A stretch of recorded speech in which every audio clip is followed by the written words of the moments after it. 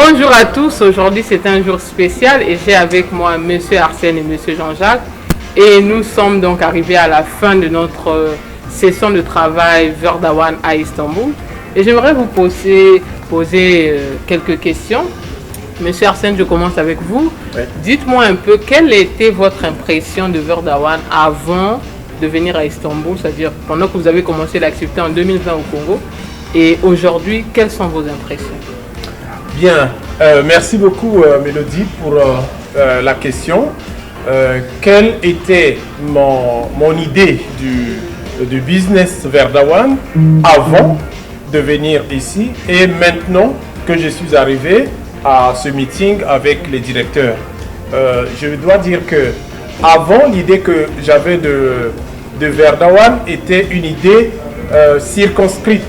Ce n'était pas une idée, j'avais beaucoup de questions et c'est même ce qui a fait que j'arrive sur place parce que je savais que les fondateurs de Verdawan sont sur place. J'aurais la possibilité de poser des questions et d'avoir de la lumière. Et aujourd'hui, je repars très réconforté et éclairci sur le business et sur l'avenir du business. Oui. D'accord, d'accord.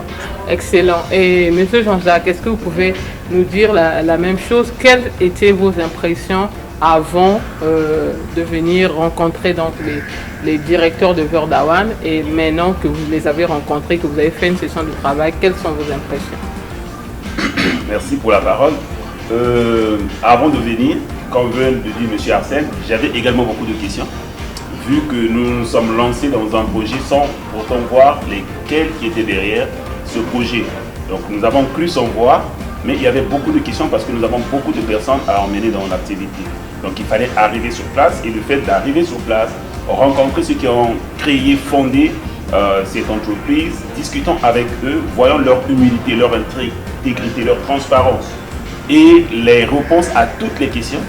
Je me dis que vraiment je suis soulagé. Et en rentrant, je dis à tout le monde, que quel que soit le continent, l'Europe, l'Afrique, l'Amérique, l'Asie, que la Verdawan est une société stable, est une société solide, qui est et qui restera. Merci. Alors, nous sommes en train de rentrer dans des grands projets avec Verdawan, une entreprise qui a déjà eu qui est en ce moment en train de faire un grand projet à Jumeirah Village à Dubaï sur plus de 32 000 m². Et on nous a annoncé qu'il y a maintenant des projets de l'Afrique qui se lancent. Quelles sont vos impressions à propos de ça? Oui, le fait que Verdawan soit né à Dubaï, c'est une bonne chose.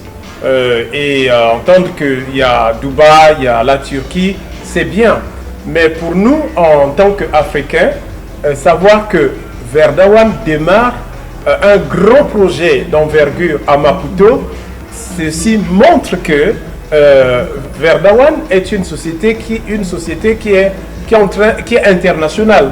Et le fait que ce grand projet de 45 millions de dollars se fasse sur le sol africain, pour nous en tant qu'Africains, c'est quelque chose de très rassurant. Ça veut dire que Verdawan veut que l'Afrique fasse partie de son action parce que c'est le deuxième projet de Verdawan qu'il développe en Afrique. Ça, c'est une grande marque de considération et nous nous sentons honorés. Et pour toutes les personnes à travers le monde, on peut être sûr que Verdawan est une société qui veut vraiment s'internationaliser. Alors, merci beaucoup. Donc, Monsieur Jean-Jacques, qu'est-ce que vous nous dites à propos de ça, maintenant que Verdawan s'ouvre à l'Afrique, de Dubaï, de la Turquie, nous sommes en Afrique.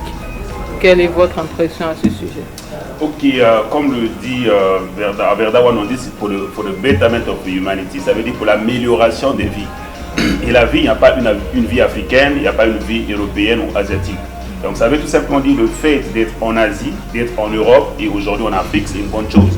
Et donc c'est tout simplement pour rassurer également tout le monde que cette société est là pour accompagner, améliorer les vies des gens. Donc particulièrement pour les Africains, le grand projet de Mozambique, on nous parle de 45 millions de dollars. En francs CFA, c'est 27 milliards de francs CFA, c'est beaucoup d'argent, c'est énorme et investi dans le continent par une société.